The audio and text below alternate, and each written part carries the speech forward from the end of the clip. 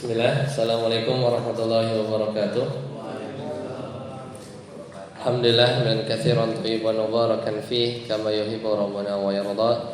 Asyhadu an la ilaha illallah wahdahu la syarika lah wa asyhadu anna Muhammadan abduhu wa rasuluh. Allahumma shalli ala Muhammad wa ala ali Muhammad.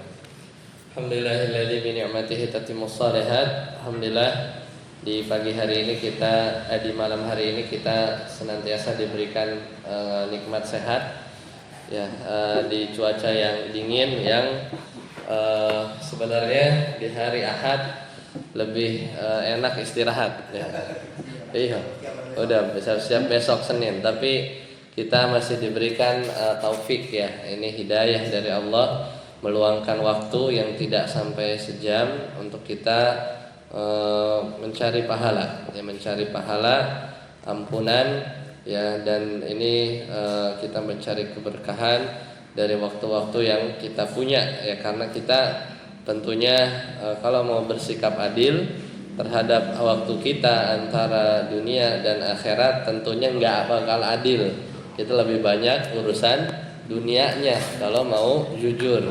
Sedangkan urusan akhirat kita mungkin sholat hanya berapa menit, baca Quran juga mungkin bolong-bolong ya, dan ngaji pun kalau enggak ya begitu. Jadi makin sedikit waktu kita untuk akhirat. Ya, alhamdulillah kita diberikan kesempatan oleh Allah untuk bertemu kembali di malam hari ini. Terakhir kita sudah bahas yaitu terkait surah An-Nazi'at ya, yaitu di ayat 6 sampai 20 kalau tidak salah di rumah Kombat ya. Ya, itu tanggal 27. Sekarang masuk 10 November Hari Pahlawan. Kita lanjutkan ya. Silakan, nanti kita akan baca yaitu ayat 21 ya sampai 25. Jadi Allah Ta'ala berfirman ya, nanti dibaca ya. A'udzu billahi minasy syaithanir rajim. Kita baca sama-sama. A'udzu billahi minasy syaithanir rajim. Bismillahirrahmanirrahim.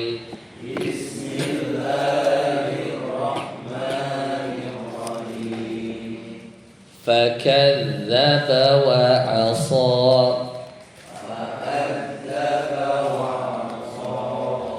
ثم أدبر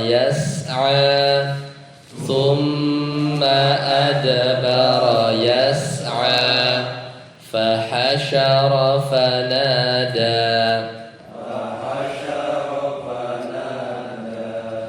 فقال أنا ربكم الأعلى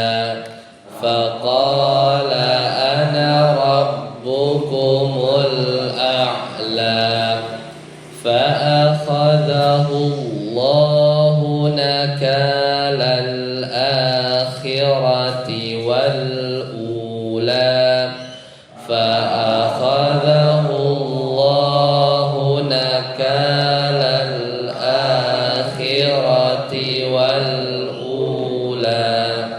Baik, sampai situ dulu ya.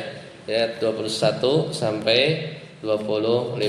Silakan kita bergantian, nanti kita koreksi kalau ada salah. Dari Kang Abdi, silakan. Fakadzaba. A'udzu billahi minasy syaithanir rajim. Bismillahirrahmanirrahim. Tsumma adbara. Fakadzaba. 21. Fakadzaba wa'asa. Za ya. Fakadzaba wa'asa. Silakan.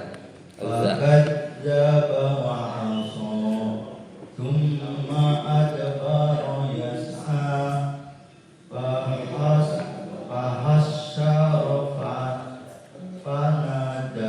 Fahasyara fanada. Silakan. Fahasyara fanada. Faqala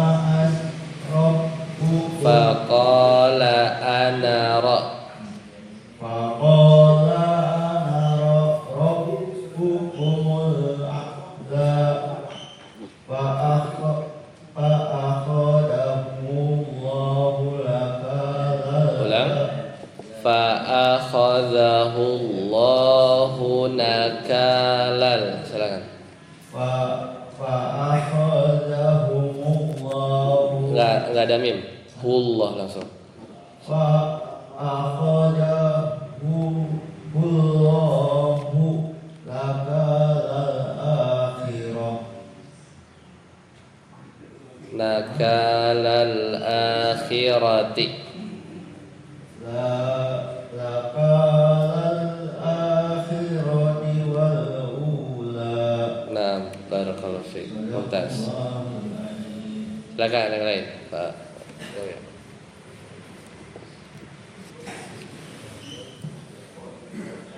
Fakadzdzaba. A'udzu billahi minasyaitonir rajim. Bismillahirrahmanirrahim.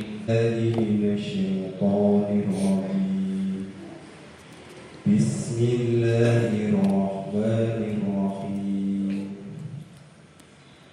Fakadzdzaba wa 'asa. Thumma adbara yas'a. Fahashara fanada. Faqala ana rabbukumul a'la. Fa'akhadahu Allahu nakalal akhirati wal ula. Shadaqallahul azim. Baik, barakallahu. Ada lagi yang mau baca? Cukup? Baik. Ya, jadi lanjut ya. Jadi balik lagi ke 21. Fakadzdzaba wa 'asa. Ya, fa. Sekali lagi fa waktu 2 pekan lalu ya. Fa itu makhrajnya di mana? Bukan bibir atas ketemu bibir bawah. Itu kalau fa-nya disukunin up jadinya. Tapi fa kalau disukunin itu sama, ada udara. Af. Karena makhrajnya itu adalah gigi seri atas bertemu dengan bibir bawah yang senantiasa basah. Karena bibir bawah kan ada yang kering depan, ada yang agak ke dalam dikit, itu basah terus sama air liur ya. Nah, itu makhraj fa. Jadi gigi seri atas bertemu dengan bibir bawah. Makanya kalau disukunkan, kita mau mencari makharijul huruf atau tempat keluarnya huruf, gampang. Tinggal disukunkan huruf tersebut. Kalau fa disukunkan gimana? Af, ya, af, ya tes pakai tangan. Kalau nggak ada udara berarti makhrajnya masih salah. Kalau nggak ada udara, up itu berarti bukan fa, itu p, ya p dalam bahasa Indonesia, ya p dalam bahasa Indonesia. Jadi fakadzdzaba wa 'asa, ya sa ini. Nah, sodnya dalam bahasa Arab itu mestinya orang-orang Indonesia itu mudah, karena sodnya bahasa Arab itu lebih dekat kepada s-nya kita. Justru s-nya bahasa Indonesia itu lebih dekat ke sod sebenarnya kalau dalam pengucapan. Ya, sedangkan sin itu kita nggak punya tuh huruf ya yang punya sifat sofir ya. Sasa, kita kadang bilangnya tebal ya. Sasa itu seperti sod ya. Misalnya susu itu sod itu. Kita ngomong susu tuh lebih dekat ke sod. Cuman kurang tebal aja. Tebalkan sedikit jadi huruf so dalam bahasa Arab. Ya, jadi harusnya lebih mudah. Wa 'asa tidak monyong ya. Karena fathah itu cuman buka. Fathah itu cuman buka a. Fakadzdzaba wa 'asa, buka saja. Yang bikin kedengaran tebal itu lidah kita tuh naik yang belakangnya. Jadi tebal. Also itu bukan aso, bukan monyong. Karena a itu buka, a, i, u. Yang monyong cuman domma. Sedangkan ini bukan bukan domma harakatnya, tapi fathah. Jadi mangap saja a, Aso, ya. Itu yang bikin terdengar tebal itu adalah gara-gara lidah kita tuh naik gitu. Yang belakangnya tuh naik ke langit-langit. Jadinya agak tebal. Itu perlu latihan. Jadi nanti ketemu shot nanti kita ulang lagi. Kemudian tadi ya, tsumma adbara yas'a. Dah ya. Fa. Nah ini fa tadi banyak beberapa fahasyara panada. Ya itu. Pa itu masih bibir ketemu bibir. Usahakan gigi ya, gigi atas bertemu dengan bibir bawah. Jadinya ada aliran udara. Fahasyara fanada. Ya dilatih. Karena ini fa terus nih, empah ya. Faqala, itu. Faqala ana rabbukumul a'la. Ya. Itu ya. Jadi ada fa di situ. Fa lagi. Fa akhadhahu. Nah, ini. Allah kalau dhammah Allah fathah sebelumnya dhammah bisa seperti ini nih, Allah, atau sebelumnya fathah Allah itu tebal, lamnya itu tebal, ya, lamnya itu tebal, atau dalam ilmu tajwid disebutnya tafkhim. Dan menebalkan huruf lam bukan monyong, karena ini fathah Allah, ya kan, hu-nya dhammah, tapi lamnya kan diri kan, itu apa? Itu kan fathah. Fathah itu cuma buka mulut aja. Tapi kok bisa tebal? Itu mainnya di lidah.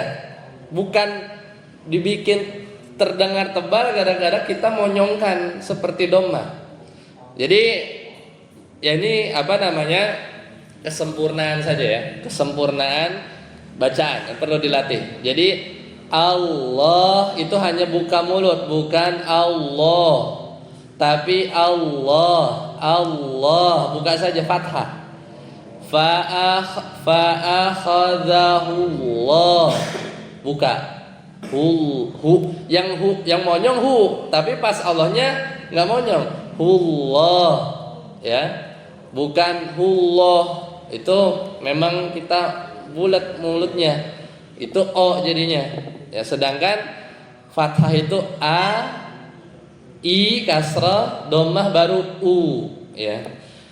Jadi nanti dilatih ya. Jadi kalau lafzul jalalah Allah itu hanya dua yang tebal, ketika sebelumnya dhammah atau sebelumnya fathah. Tapi kalau kasrah lillah tipis, lillah itu bukan lillah, bukan, tapi lillah itu fathah tipis.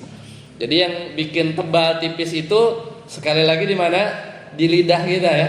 Pangkal lidah kita tuh naik, belembung gitu dia ke belakang.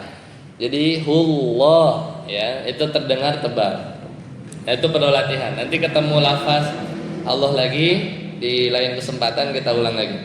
Fa'akhadhahu Allahu ka-nya panjang nih ya. Ini ada alif.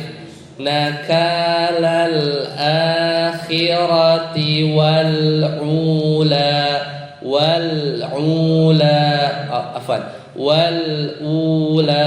ya, wal u langsung hamzah, wal ula. Jadi lam itu kan makhrajnya di mana? Ujung lidah kita al, ya, kita sukun saja al. Jatuhnya di mana? Di langit-langit, agak mundur sedikit dari gigi seri ya. Al wal ula. Nah, wal langsung kita makhraj hamzah di tenggorokan, pindah. Tapi jangan wal ula, itu jadi mantul kan? Jadi mantul. Nah, itu mantul tuh. Jadi begitu. Wal itu nempel. Nah, kita langsung ke hamzah. Wal ula. Tapi kalau kita langsung lepas wal ula, itu karena kita lepas langsung si lidahnya itu dari langit-langit. Wal ula, udah pindah langsung ke hamzah. Itu perlu dilatih itu biasanya. Karena qalqalah itu cuma ba, ab, jim, aj, dan ad, kaf, kof, apo, ya, kemudian po, apo, ya, hanya itu saja. Jadi baju di toko, ya, hanya itu saja yang boleh mantul, ya, kol-kolan. Baik, selesai ya. Kita lihat secara tadabbur. Kemarin ini kan ceritanya masih nyambung nih ya.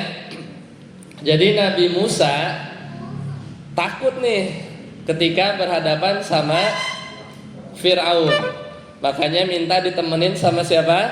Nabi Harun. Sampai-sampai satu-satunya nabi yang jadi nabi gara-gara diminta langsung sama Nabi Musa. Karena Nabi Musa itu tidak pandai berbicara. Konon katanya di kisah Israiliyat itu dari Bani Israel itu yang ada di Injil dan lain-lain.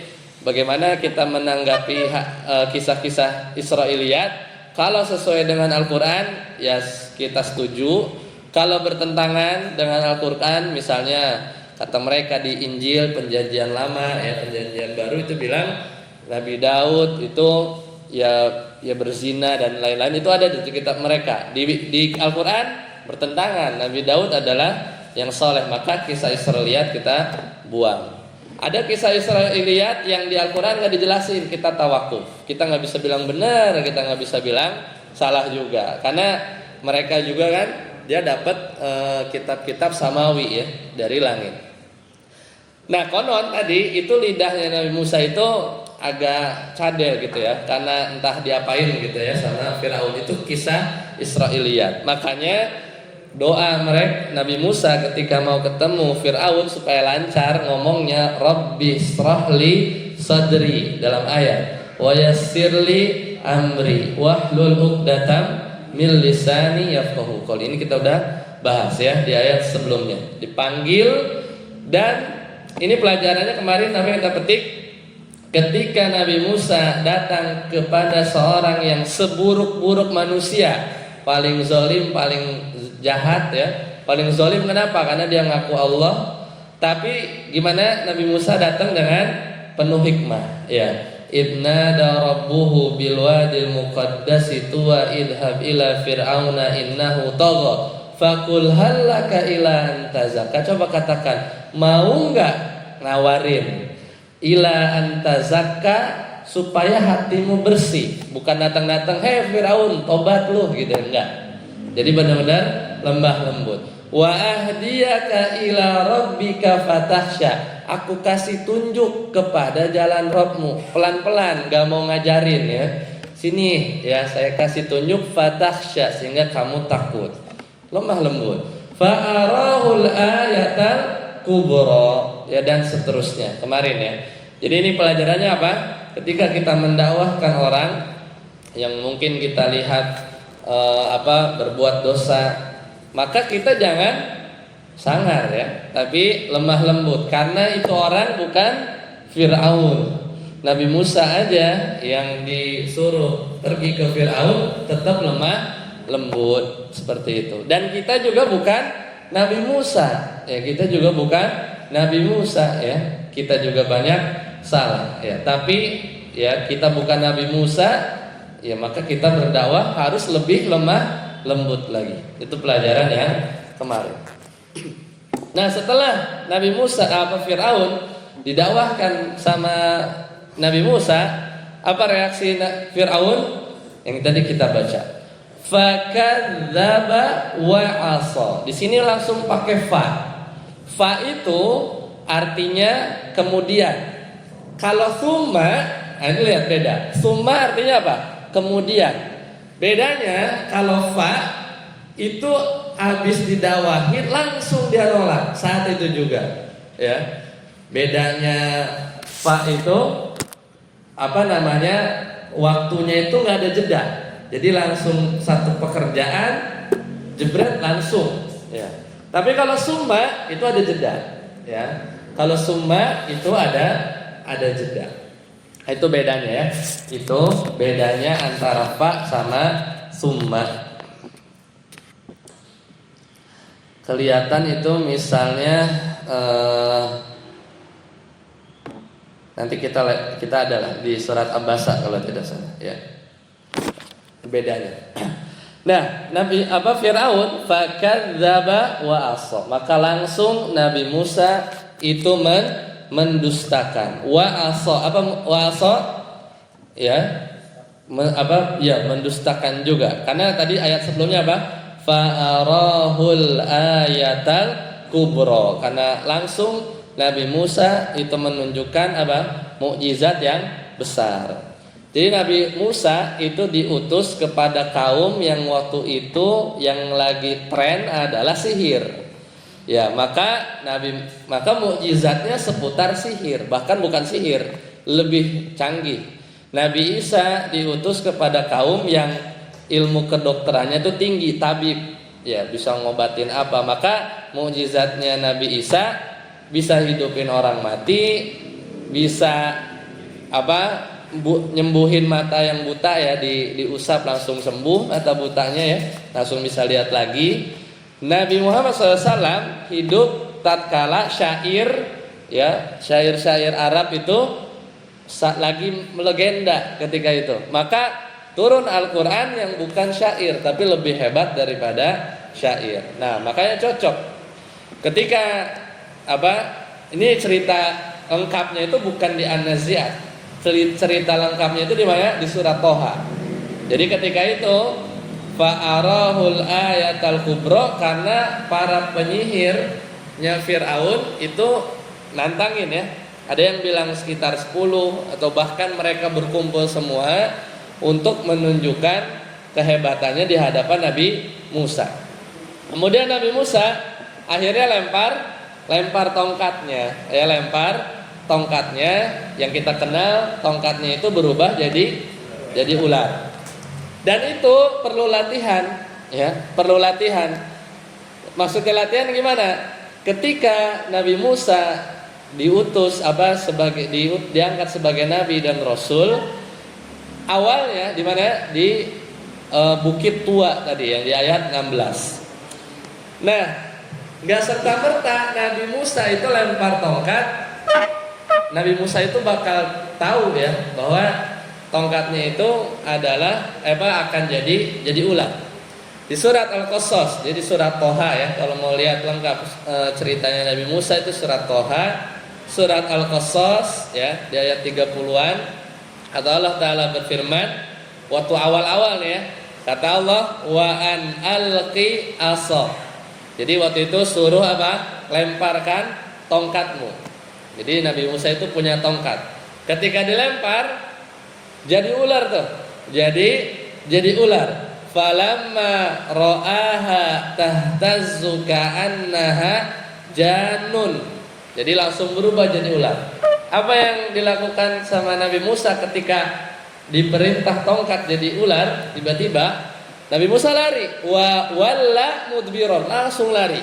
Jadi pertama kali Nabi Musa itu ngetes diperintah oleh Allah Subhanahu wa taala untuk lemparkan tongkat, kemudian jadi ular. Allah Ta'ala berfirman walla mudbiron, langsung lari, enggak nengok belakang, lari sekenceng-kencengnya, kemudian enggak nengok belakang. Berarti pas tahu jadi ular langsung nengok, langsung berpaling dan lari. Karena enggak tahu ya, waktu itu pertama kali ya tongkat Nabi Musa itu menjadi ular. Walam yu'aqqab, enggak nengok sama sekali.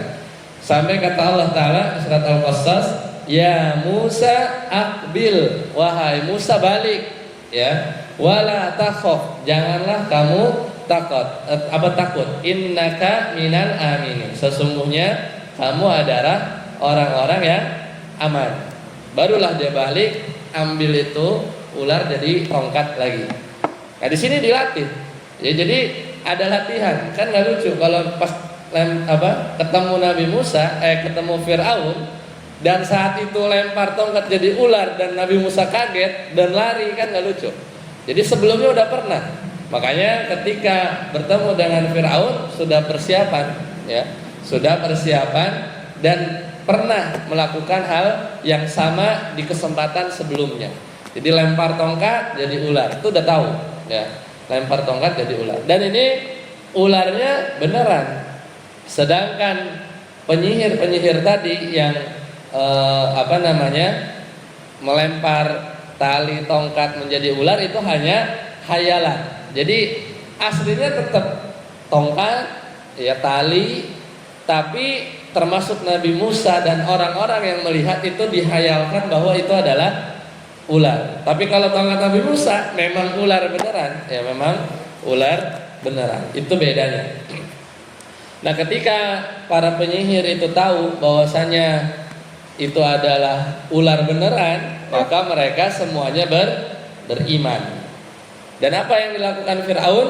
Firaun marah, ya karena dia yang ngumpulin, tapi penyihirnya malah membelot, dia malah beriman.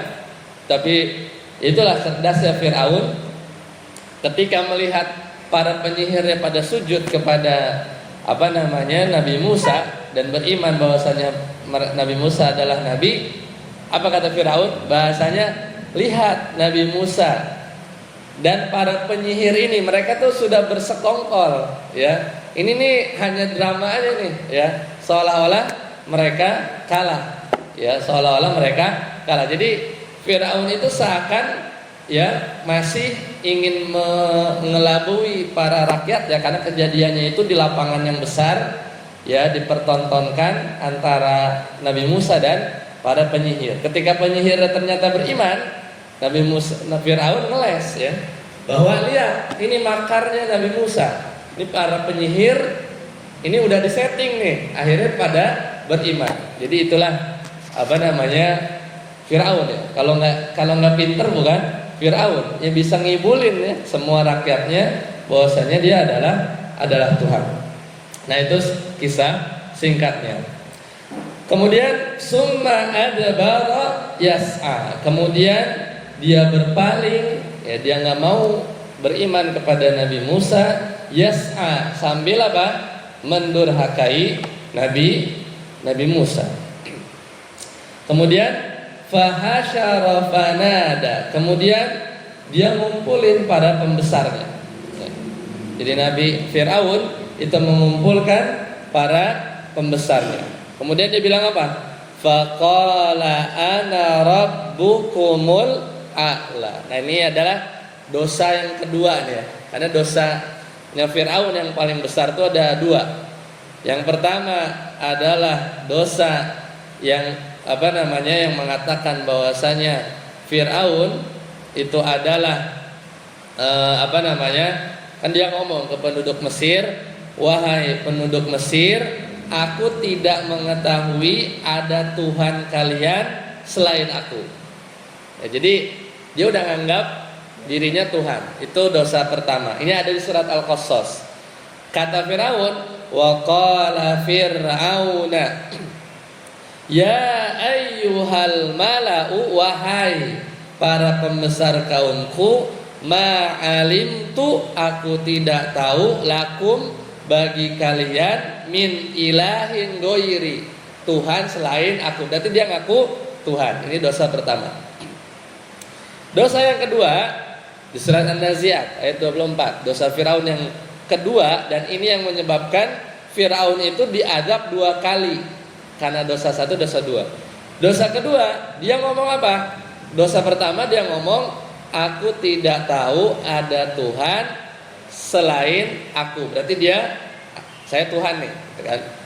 Yang kedua, dosa yang besar lagi adalah faqala ana rabbukumul a'la. Aku adalah Tuhan kalian, ditambahin apa? A'la, yang maha tinggi. Nah, ini dosa yang kedua yang parah banget. Tadi ngaku Tuhan aja, sekarang aku adalah Tuhan yang paling tinggi. Jadi dia super zalim. Karena zalim itu definisinya apa? Menempatkan sesuatu tidak pada tempatnya. Lawannya apa? Adil. Adil itu meletakkan sesuatu pada tempatnya. Sedangkan meletakkan status ketuhanan kepada makhluk itu adalah penempatan sesuatu yang sama sekali bukan pada tempatnya. Jadi super zalim, ya. Jadi mengaku makhluk sebagai Tuhan. Itu dosa yang kedua. Oleh karena itu, di ayat ke-25 Allah Ta'ala berfirman, fa'akhadahullahu ya, fa'akhadahullahu nakalal akhirati wal ula. Nah, jadi ini yang benar-benar ya. Kata Allah Ta'ala di ayat 25 ini, Allah Ta'ala berfirman, maka Allah fa'akhadahullah, maka Allah menghukum Fir'aun nakalal akhirah, dengan siksaan yang terakhir, itu nanti yang ditenggelamkan, wal ula, dan siksaan yang pertama. Apa maksudnya? Kita lihat. Kata ulama tafsir, pendapat yang pertama adalah siksaan yang dimaksud siksaan pertama adalah siksaan di dunia. Yaitu apa? Ketika Fir'aun ditenggelamkan, ya selepas ini lanjutannya kan, nanti Nabi Musa dikejar ya, seterusnya. Itu siksaan pertama, karena siksaannya ada dua, nakalal akhirah, siksaan terakhir, wal ula, dan siksaan yang pertama. Siksaan pertama apa? Ketika Fir'aun ditenggelamkan ketika ngejar Nabi Musa di Laut Merah. Itu di surat Yunus tuh ya, di surat Yunus. Kemudian siksaan yang kedua, yang terakhir adalah diazab ya, baik itu nanti diazab di alam kubur dan di akhirat nanti. Itu pendapat pertama. Pendapat yang kedua, yang dimaksud dengan siksaan pertama adalah yaitu akibat ucapan dia yang tadi. Dia bilang apa? Ma'alimtu min ilahin ghairi, aku tidak tahu ada ilah kecuali aku saja. Dia ngomong ini 40 tahun sebelumnya. Jadi setelah 40 tahun dia ngomong begitu, pas ketemu Nabi Musa, dia tadi ya, dia udah kalah, terus dia kumpulin pembesarnya, dia ngomong, faqala ana rabbukumul a'la. Ini 40 tahun setelahnya. Ya, 40 tahun setelahnya. Ini diriwayatkan ya, dikisahkan dari dalam tafsir At-Tabari. Maka Allah biarkan tuh, dari ucapan dia pertama 40 tahun ya, dia nggak tobat-tobat juga, ya dia dihukum lah ya, dihukum langsung ya. Ketika dia mengucapkan kalimat yang kedua tadi, dihukum langsung ditenggelamkan. Nah, ucapan yang keduanya ini dihukum, diazab di mana? Di azab kubur ya. Makanya terkenal apa namanya, siksaan Fir'aun itu diabadikan dalam apa? Dalam Al-Quran, bahwasanya Fir'aun itu ketika pagi dan sore itu diazab di mana? Di kubur. Sebelum hari kiamat ya. Sebelum hari kiamat. Itu diantara siksaan Fir'aun ya, di alam kubur. Dan ini menunjukkan bahwasanya adanya azab kubur ya. Karena kita diperintahkan untuk zikir pagi dan zikir sore ya, diantaranya karena ya ada sebagian ya dari orang-orang zalim dan orang-orang kafir itu dibiarkan oleh Allah yang merasakan azab kubur sebelum azab ya setelah hari kiamat. Dan itu salah satunya adalah Fir'aun. Seperti itu ya. Nah, itu diantara tafsiran di ayat ke-25. Baik, sampai sini dulu ya, semoga bermanfaat. Insyaallah nanti kita bertemu lagi di kesempatan yang akan datang di ayat 26 dan seterusnya. Sampai sini kita tutup. Subhanakallahumma bihamdika asyhadu an la ilaha illa anta astaghfiruka wa atubu ilaik. Wassalamualaikum warahmatullahi wabarakatuh.